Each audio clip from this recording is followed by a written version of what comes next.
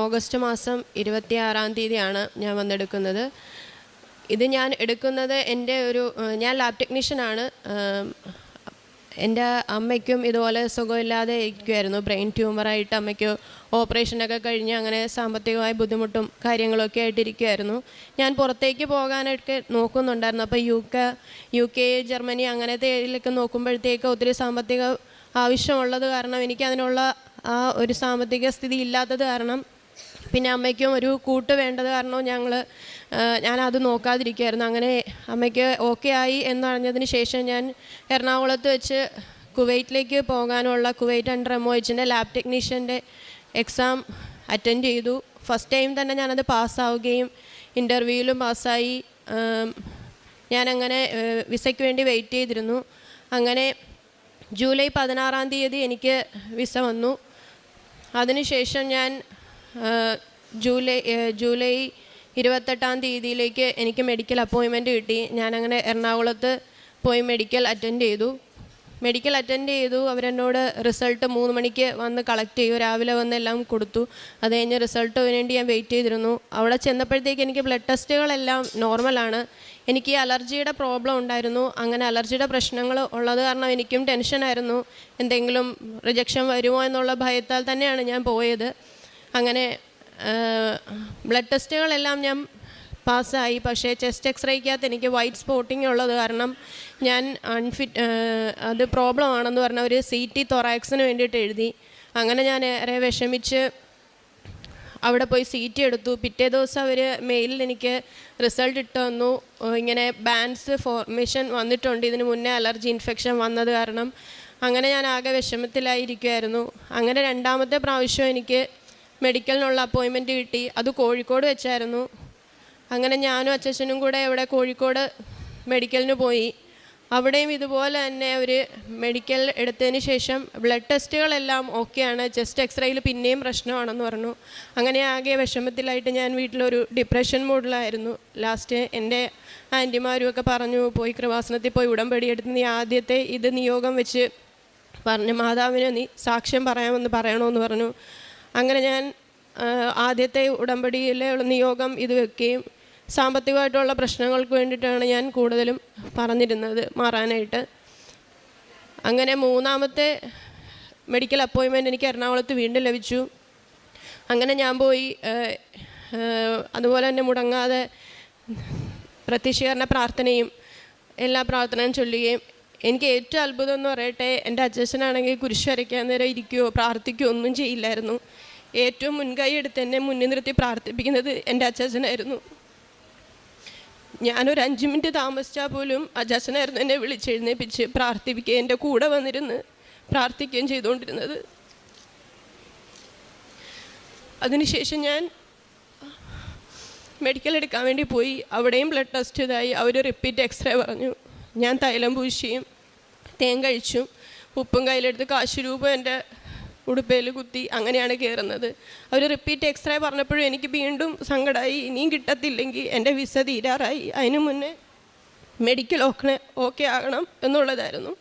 ഞാൻ അവിടെ നിന്ന് ഒത്തിരി കരഞ്ഞു എക്സ്റേ എടുക്കാൻ നേരം 2ാമത്. എന്നിട്ട് അവരെന്നോട് പറഞ്ഞു വെയിറ്റ് ചെയ്യ് പറയാമെന്ന് പറഞ്ഞു.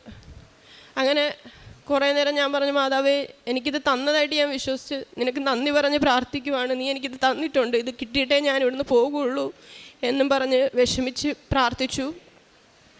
ആ സമയത്ത് തന്നെ പറയട്ടെ, ഈ മെഡിക്കൽ സെൻറ്ററിൻ്റെ വാതിക്കൽ വിമലഹൃദയ മാതാവിൻ്റെ പ്രദക്ഷിണം ഇറങ്ങുമായിരുന്നു അന്ന് മാതാവിൻ്റെ പെരുന്നാളായിട്ട്. ബാക്കി എല്ലാവരും അവിടെ നിന്ന് പോയി മെഡിക്കലിൻ്റെ ഇത് മേടിച്ചിട്ട്. ആ സമയത്ത് അവിടുത്തെ മാനേജർ വിളിച്ചിട്ട് പറഞ്ഞു, അവർക്ക് ഇത്രയും താമസിച്ച് ഇങ്ങനെ വിസ തീരാറായിട്ടും മെഡിക്കൽ കിട്ടാത്ത കാരണം അവർക്കും ഡൗട്ട്ഫുള്ളായിരുന്നു.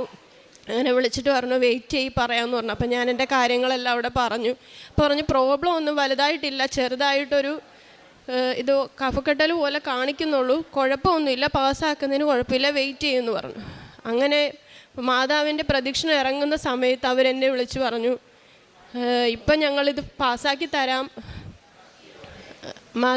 വേറെ മരുന്ന് കഴിച്ചിട്ട് പോയാൽ മതി, അവിടെ ചെന്നിട്ട് മെഡിക്കലുണ്ട്, വേറെ പ്രോബ്ലം ഒന്നുമില്ല. എൻ്റെ പൂർണ്ണമായ വിശ്വാസം എനിക്ക് ഇതും അൺഫിറ്റ് ആകും എന്നുള്ളത്, അൺഫിറ്റ് ആകാതിരിക്കാൻ മാതാവ് പ്രവർത്തിച്ചു, അവരിലൂടെ പ്രവർത്തിച്ചു എന്നുള്ളൊരു വിശ്വാസം മാത്രമേ ഉള്ളത്. അല്ലാതെ എൻ്റെ ആരോഗ്യം മെച്ചപ്പെട്ടതുകൊണ്ടോ ഒന്നും കൊണ്ടല്ല.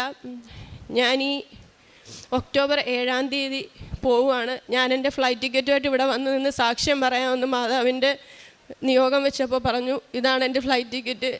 ഞാൻ ഒക്ടോബർ 7-ാം തീയതി വെളുപ്പിന് 5:30 ഫ്ലൈറ്റിന് കുവൈറ്റിന് പോവുകയാണ്. അതുപോലെ തന്നെ എനിക്കുള്ള സാമ്പത്തിക ബുദ്ധിമുട്ടുകളിലെല്ലാം അച്ഛൻ്റെയും അമ്മയുടെയും കൂടപ്പിറപ്പുകളെല്ലാം എനിക്കൊന്നും ഒരു മാർഗ്ഗമില്ലാതിരുന്നു. അമ്മേനെയും കൊണ്ട് ആശുപത്രി പോകേണ്ടത് കൊണ്ടും എല്ലാം കൊണ്ടും സാമ്പത്തിക ബുദ്ധിമുട്ടായിട്ടിരിക്കുകയായിരുന്നു. പക്ഷേ മെനഞ്ഞാന്നാണ് എൻ്റെ എല്ലാ സാമ്പത്തിക കാര്യങ്ങളും എല്ലാം ഓക്കെ ആയി. ഞാനവർക്ക് എല്ലാ സെറ്റിൽമെൻറ്റും ചെയ്തു. അങ്ങനെ എനിക്ക് എല്ലാ ഡോക്യുമെൻറ്റ്സും കിട്ടി. പോകുന്നത് ആ ഒരു സാമ്പത്തിക സഹായവും ലഭിച്ചു. ഒരു മാർഗ്ഗവും ഇല്ലാതിരുന്ന് ഞാൻ പ്രാർത്ഥിച്ച സമയത്തും എനിക്കും മാതാവ് ഈശോയാണ് എനിക്കത് പൂർണ്ണമായിട്ടും നടത്തി തന്നത് എന്നുള്ളൊരു പൂർണ്ണ വിശ്വാസമുണ്ട്. ആത്മീയ കാര്യമെന്ന് പറഞ്ഞു കഴിഞ്ഞാൽ ഞാൻ കുരിശ് വരയ്ക്കാനും ഒക്കെ കുടുംബ പ്രാർത്ഥനയിലൊക്കെ പങ്കെടുക്കാൻ ഭയങ്കര പുറകോട്ടും കുമ്പസാരിക്കാനൊക്കെ 6 മാസം കൂടുമ്പോഴൊക്കെ ആയിരുന്നു. എന്നാലും എനിക്ക് പൂർണ്ണ വിശ്വാസമായിരുന്നു, കുമ്പസാരിച്ചിട്ട് പോയി കഴിഞ്ഞാൽ ഈശോയ്ക്ക് കൂടുതൽ പ്രവർത്തിക്കാൻ പറ്റും, മാതാവിന് കൂടുതൽ പ്രവർത്തിക്കാൻ പറ്റും എന്നുള്ളൊരു വിശ്വാസത്തിൽ ഞാൻ എല്ലാ ദിവസവും മുടങ്ങാതെ കുർബാനയ്ക്ക് പോവുകയും സന്ധ്യാപ്രാർത്ഥനയിൽ അറ്റൻഡ് ചെയ്യും, കുമ്പസാരിക്കുകയൊക്കെ ചെയ്യുമായിരുന്നു. ആത്മീയ കാരുണ്യ പ്രവൃത്തികളെന്ന് പറഞ്ഞു കഴിഞ്ഞാൽ എന്നോട് സങ്കടം പറയുന്നവരോട് എന്നാൽ കഴിയുന്ന രീതി, എനിക്കും ബുദ്ധിമുട്ട് എന്നിരുന്നാൽ പോലും എന്നെ കൊണ്ടാകുന്ന രീതിയിൽ മറ്റുള്ളവർക്ക് സഹായിക്കാനും അവരുടെ ആ ഒരു പ്രാർത്ഥനയിൽ എന്നെയും അവർ കരുതും എന്നുള്ള രീതിയിൽ ഞാൻ അവർക്ക് എല്ലാവർക്കും എന്നെ കൊണ്ടാകുന്ന രീതിയിൽ കാരുണ്യ പ്രവൃത്തികൾ ചെയ്യുകയും അത് വീട്ടിൽ പോലും അറിയത്തില്ല ഞാൻ ചെയ്യുന്നത്. അതെ, എനിക്ക് കൂടുതൽ അങ്ങനെയുള്ള കാര്യങ്ങളിലേക്കൊക്കെ അതുപോലെ തന്നെ കരുണക്കൊന്ത ചെല്ലാനും ഒക്കെ ഉള്ള ഒരു പ്രാർത്ഥിക്കണം, കൂടുതൽ പ്രാർത്ഥിച്ച ഈശോ തരും എന്നൊരു വിശ്വാസം, എല്ലാവരുടെ മുന്നിൽ സാക്ഷ്യം പറയണം എന്നുള്ളൊരു പൂർണ്ണമായൊരു ബോധ്യം ഈശോ എനിക്ക് ആത്മീയ ജീവിതം എനിക്ക് നേടിത്തന്നു. ഇനി എനിക്ക് അവിടെ ചെന്നിട്ടും മെഡിക്കലുണ്ട്. എനിക്ക് ഈശോ മാതാവും ഉറപ്പായിട്ടും എൻ്റെ കൂടെ ഉണ്ടായിട്ട് അതെല്ലാം പാസ്സാകും എന്നുള്ളൊരു പൂർണ്ണ വിശ്വാസത്തോടെയാണ് ഞാൻ പോകുന്നത്. ഈശോയ്ക്കും അമ്മയ്ക്കും 1000 നന്ദി പറയുന്നു. 37 സങ്കീർത്തനം 4-5 തിരുവചനങ്ങൾ. കർത്താവിൽ ആനന്ദിക്കുക, അവിടുന്ന് നിൻ്റെ ആഗ്രഹങ്ങൾ സാധിച്ചു തരും. നിൻ്റെ ജീവിതം കർത്താവിന് ഫലമേൽപ്പിക്കുക, കർത്താവിൽ വിശ്വാസം അർപ്പിക്കുക, അവിടുന്ന് നോക്കിക്കൊള്ളും. തൻ്റെ ജീവിതത്തിൽ എങ്ങനെയാണ് കർത്താവ് നോക്കുന്ന അനുഭവം ഈ മകൾക്കുണ്ടായത്? തിരുവചനം ഉദ്ഘോഷിക്കുന്നത് പോലെ കർത്താവിൽ വിശ്വാസം അർപ്പിച്ച് എല്ലാ ജീവിത ഭാരങ്ങളും അവിടുത്തെ ഫലമേൽപ്പിച്ചപ്പോൾ പിന്നീട് അങ്ങോട്ടുണ്ടാകുന്നത് ഒത്തിരിയേറെ കൃപകളുടെ ഒരു അനുഭവം തന്നെയാണ്. അതാണ് തൻ്റെ പുറത്തേക്ക് പോകുന്നതിനുള്ള വിദേശ